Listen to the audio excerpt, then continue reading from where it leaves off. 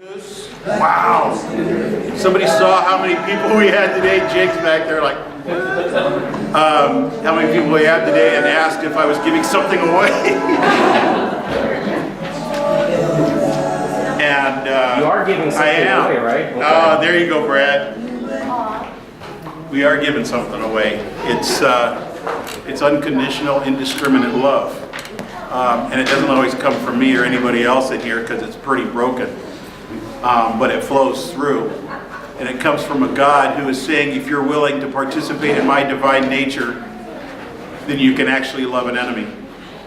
That you can actually care for a broken person. That you can actually have something to give that is not money and gold and popularity and power, but it's a sense of belonging. And Brad was letting me know we're about time to teach the belong, believe, behave again, because we always have a new influx of people coming in, and now we're getting it out there on our Facebook page in the messages, but to speak on that belong, believe, behave. Those of you who have heard me talk about that, tell me if belong, believe, and behave was a game changer for you when it came to religion and belief. Yeah, that's a powerful thing, and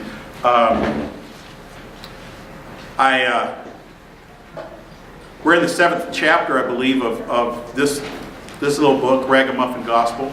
I haven't met anybody yet who's actually been keeping up with it, so don't even tell me. If you are, then you should get something for that, but that's okay. I would recommend that don't feel like you have to catch up. If you're like me, I hate coming into the middle of a movie or a middle of a game. I want to see it from the tip off. Right? So I hate that kind of thing. So then I feel bad, like I can't start reading it because I'm so far behind.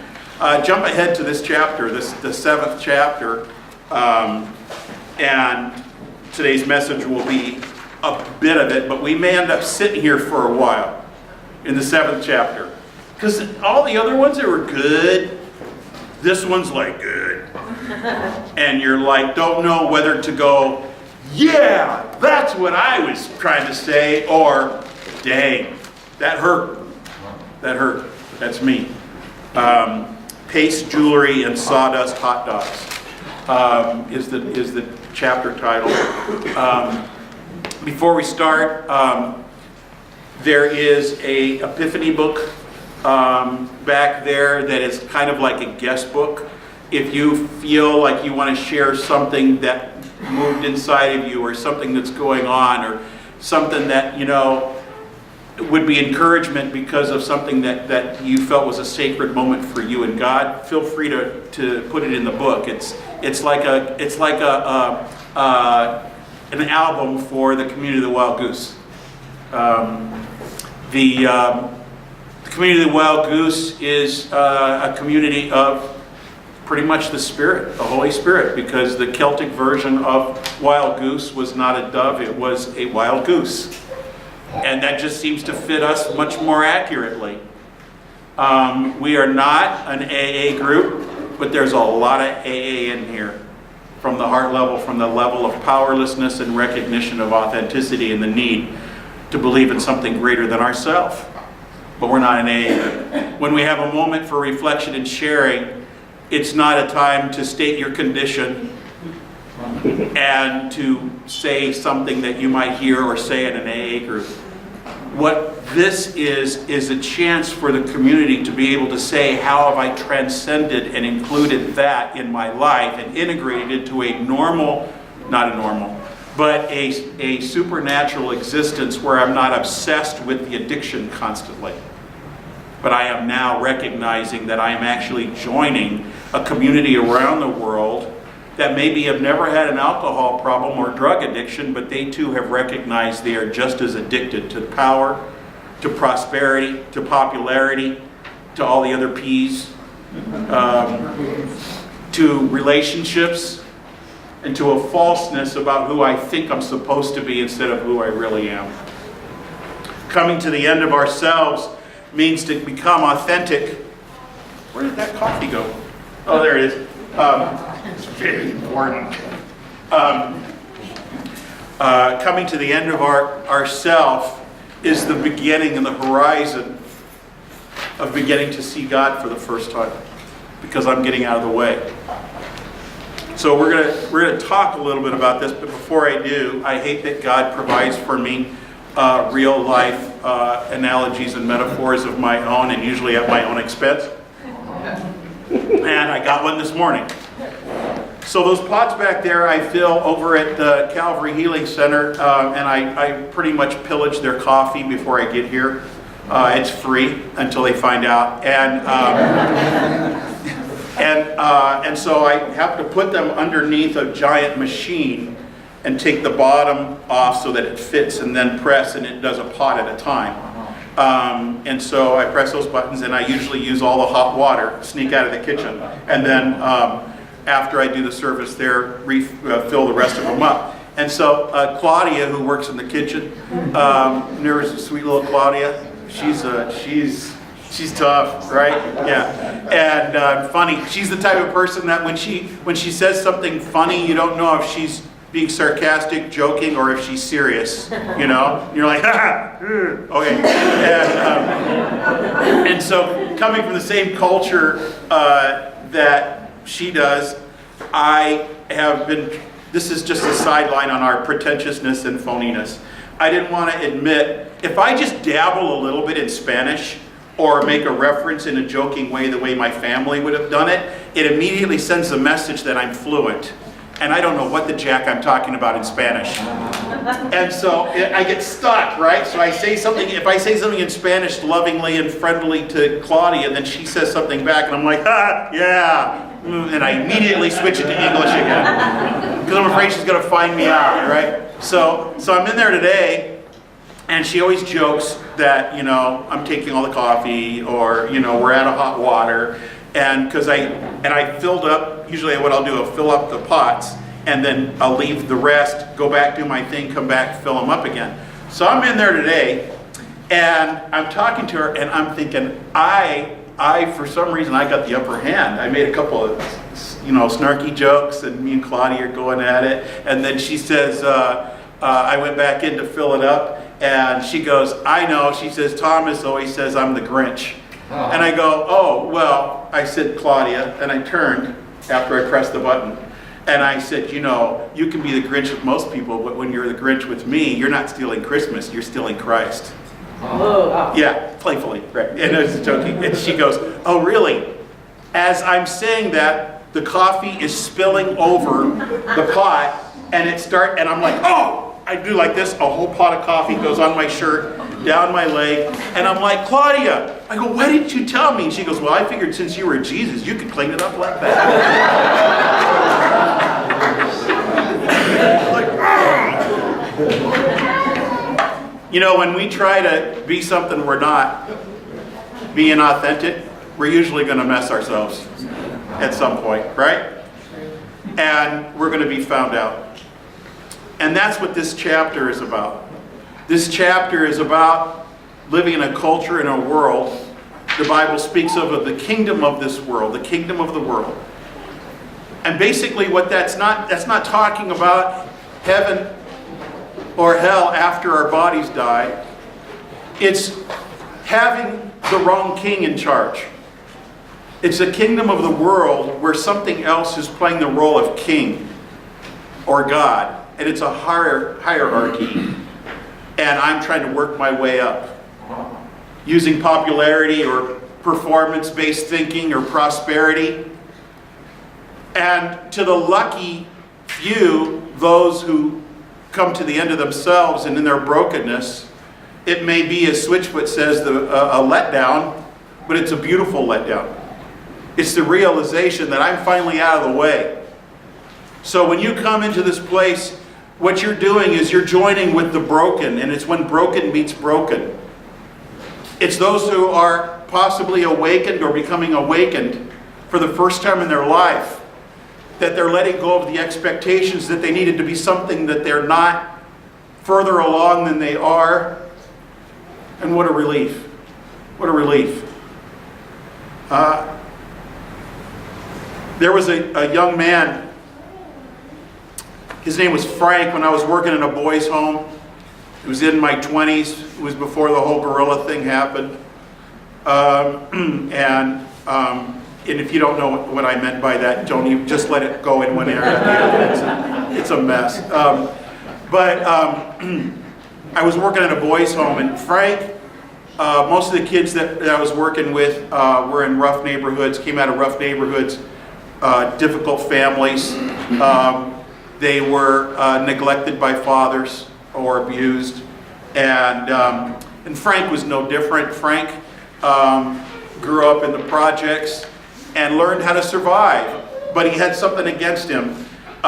He had a challenge, and that was that his legs were bowed, not even exaggerating, but they were bowed out and in, almost making a circle with his legs. So Frank learned how to self-protect. Frank learned how to guard himself by creating an attitude, by being the alpha male in different populations. And it got him in trouble. And he came to Western Academy. I was working, it was out on Saraville Road, Bethany Saraville Road, between here and the Wigwam. And when there was nothing out there, it was a little ranch, a lot of animals. And I would be there during the day, and Frank would stay there while the other ones went to school. And it was just me and him, and we'd spend time together. And with guys that are, you know, the macho, the toughness, the whatever, when it's one-to-one with a male, it's amazing how it starts to break down. One-to-ones with guys like that, I enjoy that more than anything, because for the first time they're starting to speak some truth. And he started telling me about family and his dad and things that were going on. Tough kid.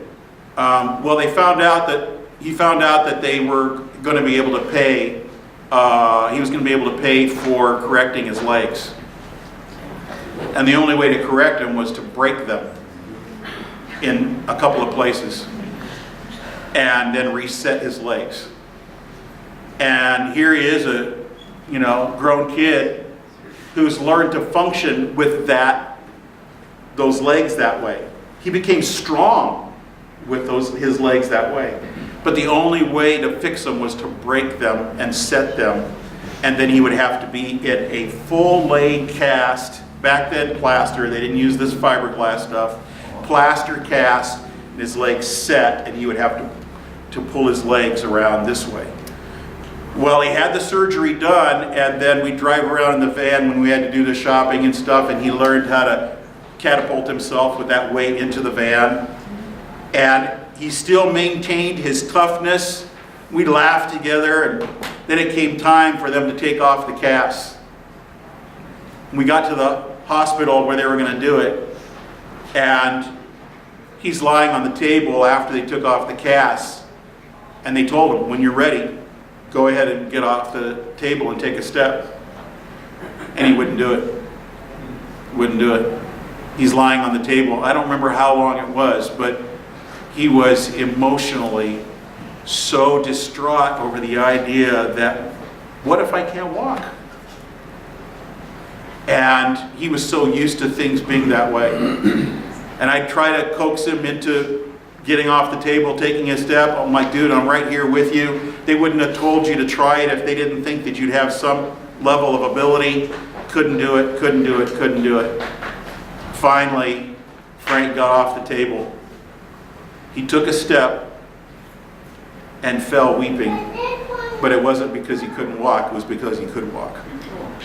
He took a step and he starts weeping. And now Frank's got to deal with all his created self. That tough guy. What for? It had created this desire for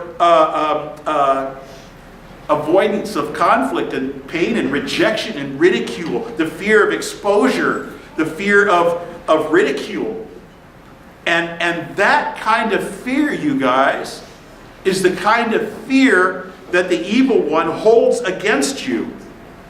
See, the evil one, whatever you want to describe it as, whatever it is, I think its name is shame. Whatever the evil one is, it knows the game plan and how to get to us. It knows, and terrorism knows this, that we will self-protect when we're put against the wall. That we will isolate. We will isolate. That we will form levels of secrecy. And even worse, what we will develop is tribal thinking. I want to belong. And I don't care what I belong to, I just will belong. I'll be in a gang. I'll be in a trendy group. I'll be on a social media team.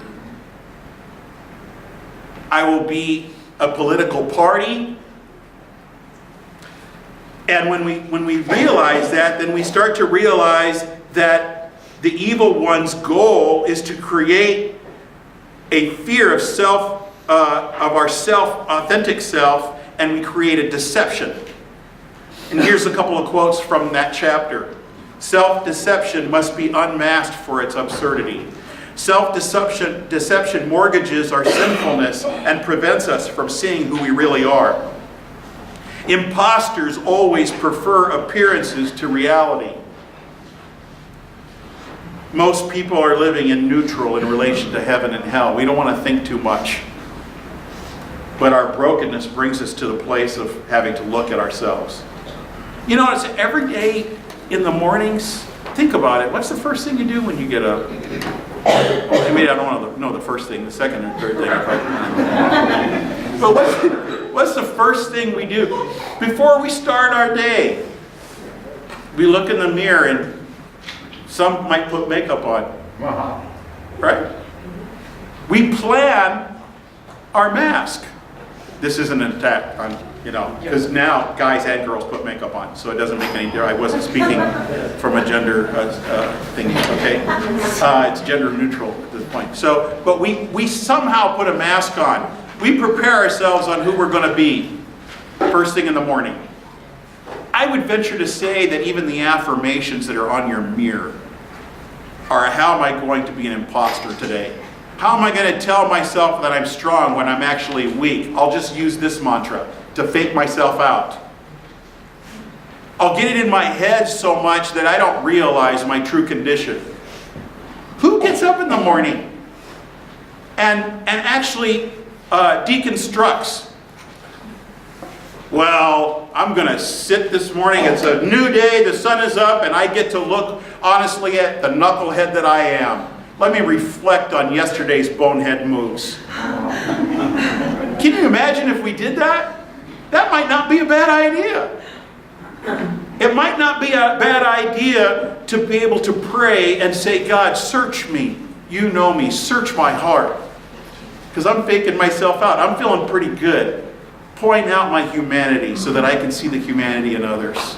Not to shame me, but to recognize that strength is in our recognition of our weakness, in our brokenness, becoming self-aware through God's eyes. God, show me who you are, not in miraculous, mysterious ways, but show me who I am in my family members that really annoy me because they keep trying to point things out.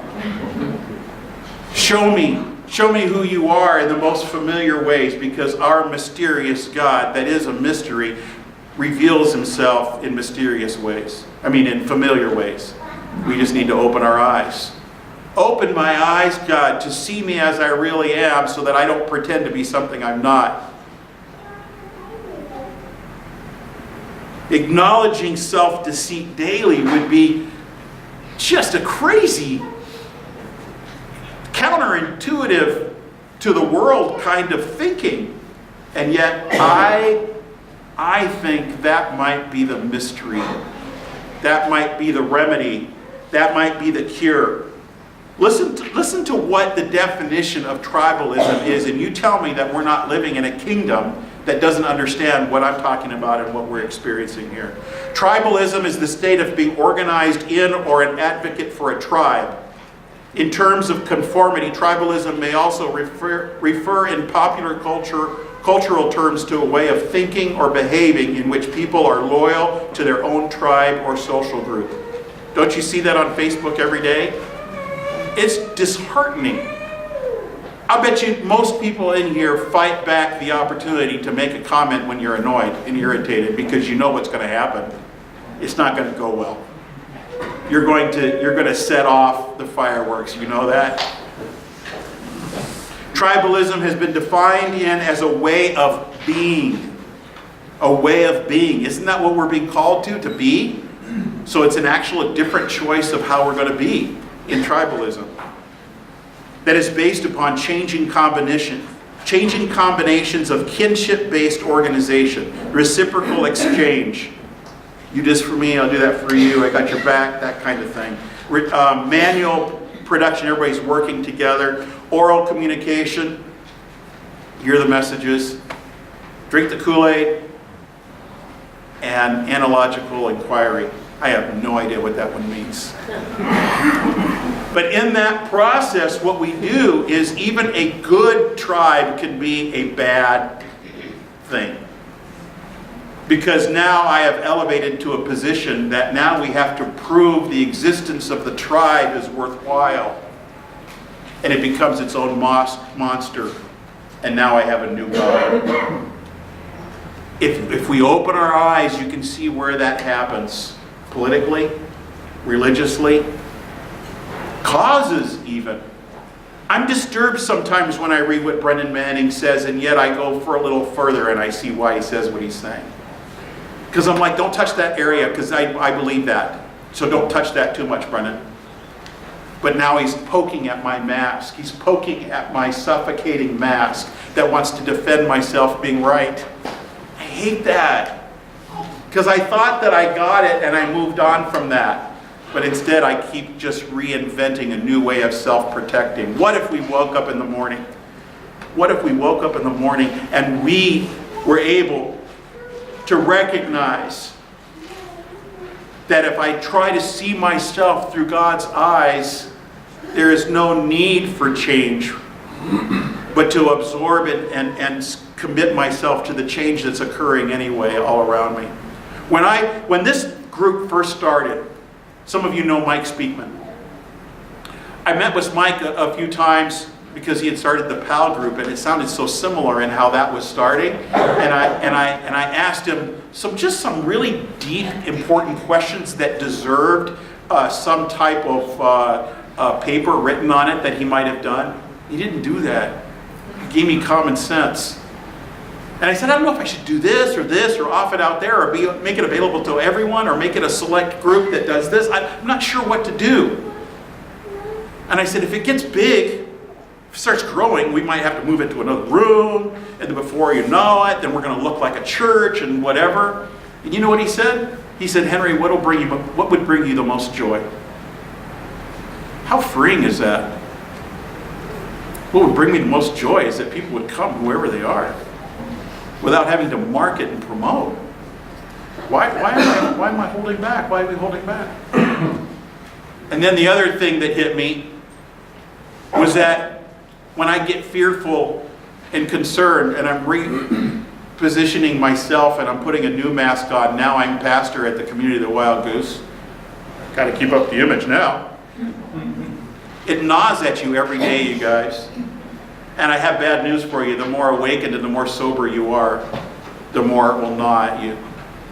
Because the gravitational pull to bring you back to that way is strong at times. But that's okay.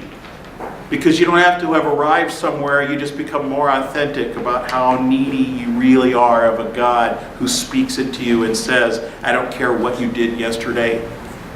I don't care. I'm living in the moment of the I am right now. I've got your back and you belong to me. And that idea made me realize I don't have to stress about performance anymore. I was a performer. I don't worry about performance anymore. When I do, I know what to do. I'll usually spill coffee on myself or something. I awaken quickly. By the way, this whole left side is decaffeinated. This one's caffeinated. So if I use this hand more, that's why. But what I realized is that I'm not creating anything. I'm just stepping into what is already occurring.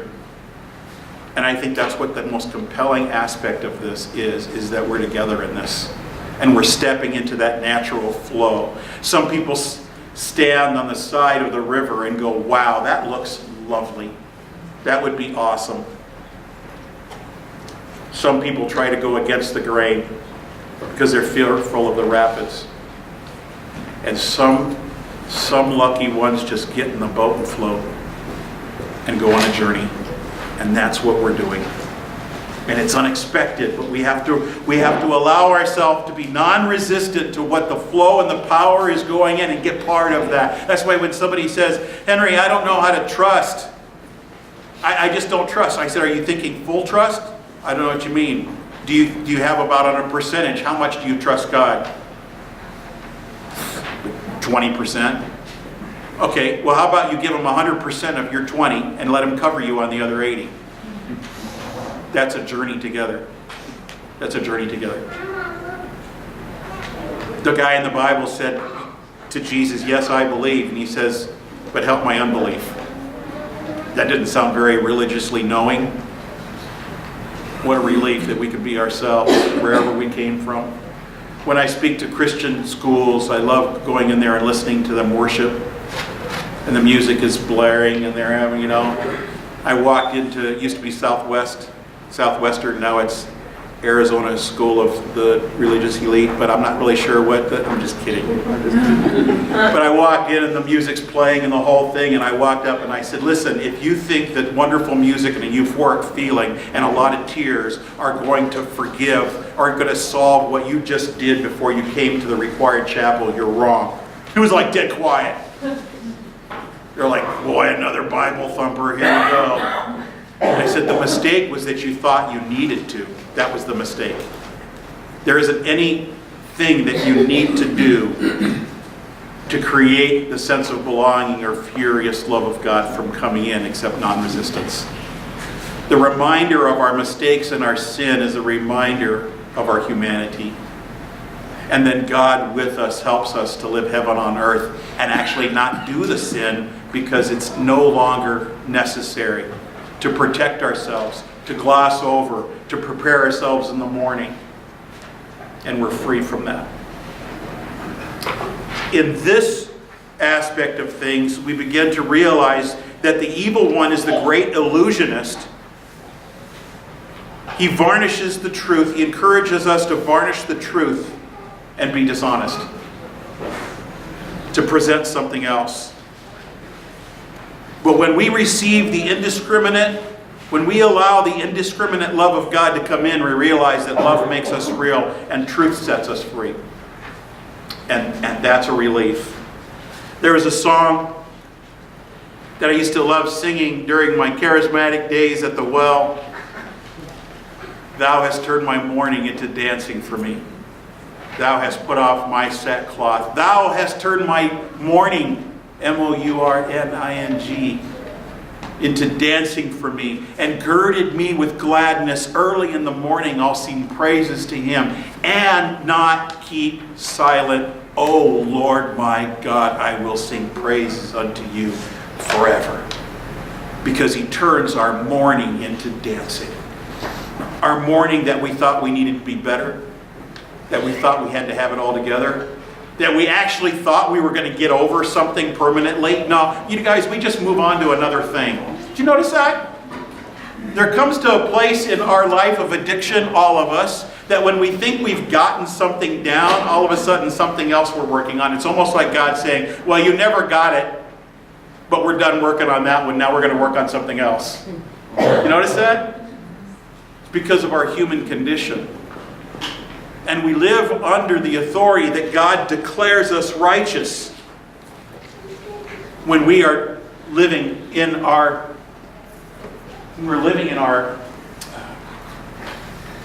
wallowing in our self-deceit, in our fear, when we are thinking, here we go again, all here we go again means is, wow, I give him a chance to really show how powerful he is. Because here we go again. But if it's a journey with God and it's not the supreme being that is somehow distant from me, then I realize it, as my friend John Lynch says it, Christ in me on my worst day. He never left me. He said, I will never leave you or forsake you. That's good news. That's good news. That no matter where we are, how small we are, that we think we are, that he understands and he knows us. The woman the woman at the well, he wasn't trying to mess with her head by telling her you have 5 husbands and the one you're with is not yours. Ha ha, I got some special power. And shame on you. What he was saying is, I know you. I know you, and I am unashamed. I am unashamed. You might feel weary. You might feel concerned about details in this life. You might be coming in with that aspect of it. And we can have this moment, a sacred moment, of entering into the presence of God and realizing how much he cares for us. Claudia is going to bless us with a song that speaks on that aspect before we take communion, that blesses us with that aspect. That's a new thing for the community of the Wild Goose, right? Live. I can just turn this off. Claudia, can you?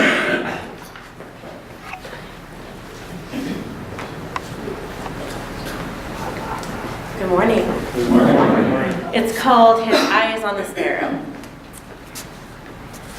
Why should I feel discouraged?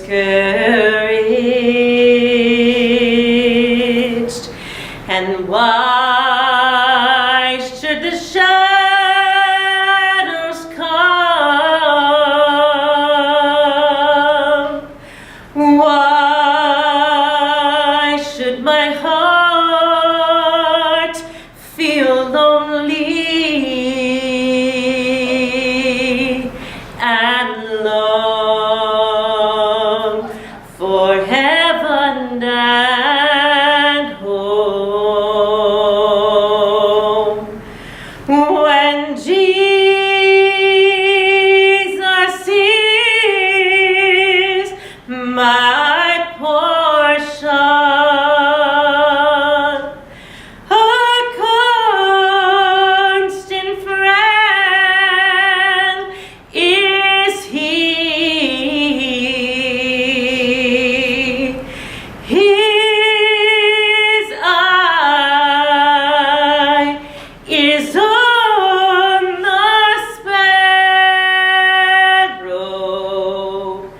and I know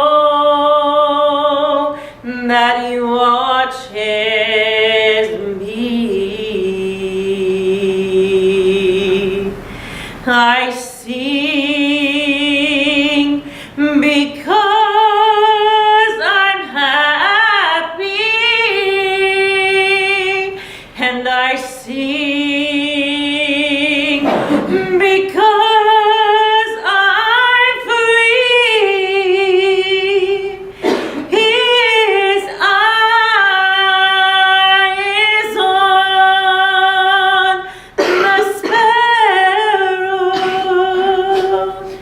and I know that he watches me.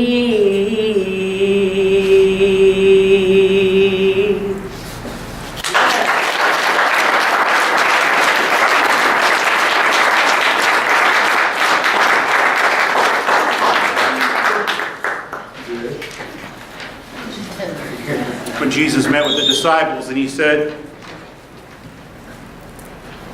you're human and you're going to forget this tomorrow.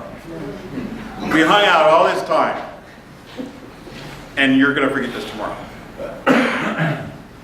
Did Peter, dude, you're going to deny me? He said, no, never.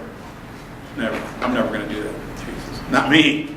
I was the dude who walked on water. He goes, yeah, you were the one who sank too. Yeah, but not Jesus, you don't understand. I'm really serious about this. My heart is I love you, man. I love you. He's like, Peter, you're going to deny me.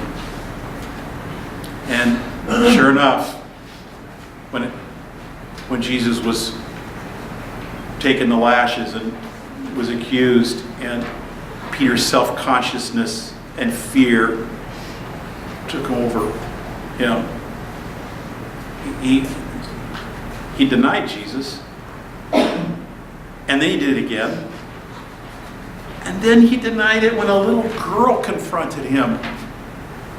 He was humiliated. He was humiliated, he was disappointed, he was discouraged. And he's like, I can get it if it happens one time, but 2 times, really? Now it's 3. And he's discouraged and depressed. He thought he was better than that. And it was his friend. What I love about this story is that when they go to see Jesus in the tomb, and he reveals himself first to the few, he says, go tell the others. Go tell the others that I'm okay. And before they leave, he goes, oh, and tell Peter. I love that. Be sure you tell Peter. You know why? Because he knew Peter's self-consciousness was getting him the best of him. If Jesus saved us from anything, you guys, he saved us from our self-consciousness. He saved us from our self-consciousness. And sometimes it comes back, and he says, you're going to forget about that, and you're going to self-loathe. So do this often with your community. This is when broken meets broken, and we celebrate. We celebrate that his eye is on the sparrow. That means his eye is on me too, and I can't run and hide. And that's a good thing. It's not a bad thing. It's a good thing that we don't have to fear the same things with our God. And he says, just to kind of seal the deal here, we're going to become blood brothers and sisters. Remember doing that when you were little? You get a cut and I get a cut and we share the blood and we're blood brothers forever. And he says, I call you friend, my brothers and my sisters. And sealing it, I pour out my blood for you every time you do it. Remember, whatever you think you could do to make up for it, I already did the worst thing you could ever think of. You can't top that one. And this gift is for you. And he took the bread and he said, let's share this experience and do it in remembrance of me. And then he went over to the Bluetooth. I put some music on. Well, they all shared with each other. Please come to the table. Lord, we thank you for your indiscriminate love, your mysterious grace, your sufficient mercy. Thank you, God, for awakening in us a spirit that is alive, for defying the odds, for calling us your righteous ones, and for giving us community. God, I pray that we won't forget when we walk out tomorrow, that we will break bread with others every day, that we will do the work of Christ in serving others, but not ever allowing them to be our master. You are our only master. And we pray it all in the name of the one we call Father, because he is for us, Jesus, because he walks alongside of us, and Holy Spirit, because he is in us. Amen. Amen.